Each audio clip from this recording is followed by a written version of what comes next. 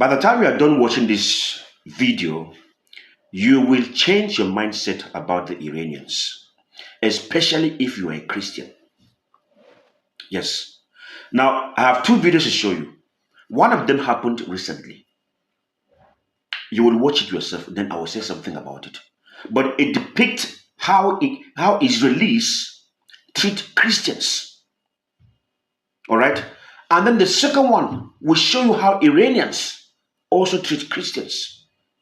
It is not to speak down anybody. It is to enlighten you and help you understand certain things that you guys are not willing to accept. In the first video, take note, they're going to mention that Christians are actually minorities in Israel. Now watch. This is the moment that a French nun was violently pushed to the ground and kicked by a religious Jewish man in Jerusalem's Old City. It happened on Mount Zion, which is home to religious sites for Jews and Christians alike. Jews believe this is where the tomb of King David is. Christians believe it's the site of the Last Supper.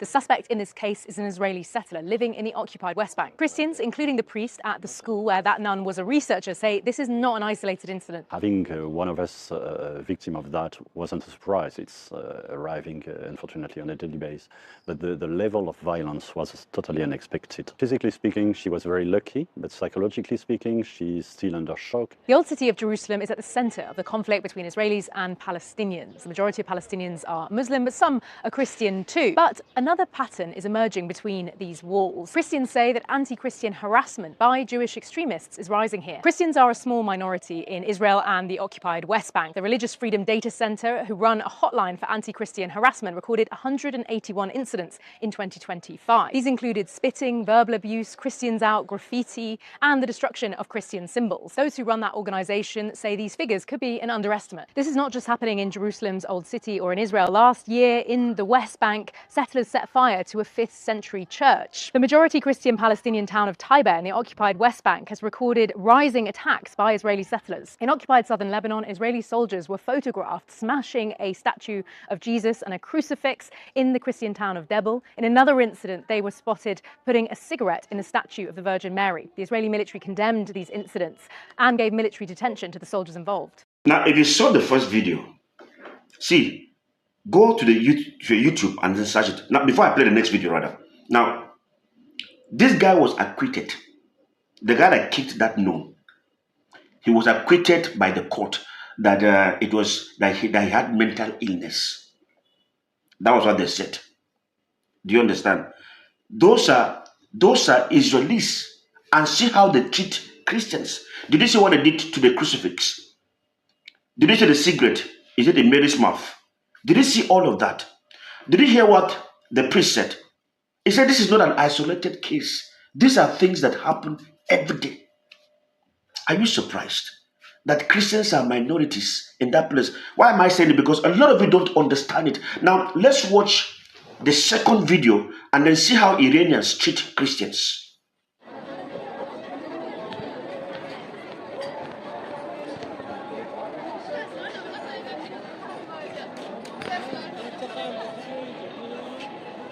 Now look at this. If these guys had no freedom, look at them. Do you think they will come out like this to celebrate Christmas?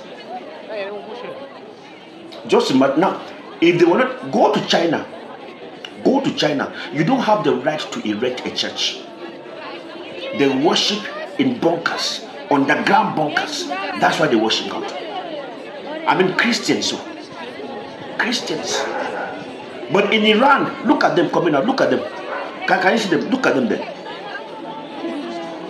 See them for the Christmas. Look at them.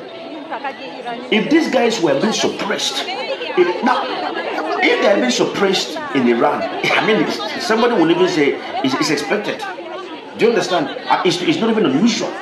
But in a Muslim-dominated country, where you would think there's no religious freedom, in Iran, where we call them terrorists, in Iran, where we call them evil, Iran, where we call them all manner of names, I said, you guys should learn, unlearn, and relearn. It won't cost you anything to unlearn the mess, the junks that were planted by your parents in your own brain. It's not like that.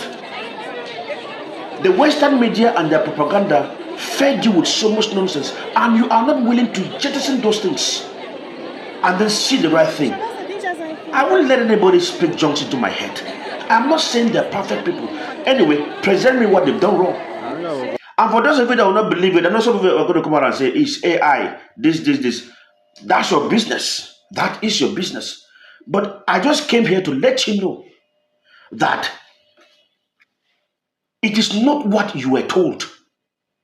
Do your own research. Do you understand? Do your own research. Sometimes stop, just like separate yourself and carry out a bit of research for yourself and by yourself. It will help a lot. The Christians in Iran have more freedom, have more love than the Christians in Israel. Do you understand what I'm saying? What we have today as Israel is a political Israel. It's not the Israel of the Bible. Those ones have no regard for your Jesus. But you won't listen. Anyway, for now, this is Beaver Knows. What do you know?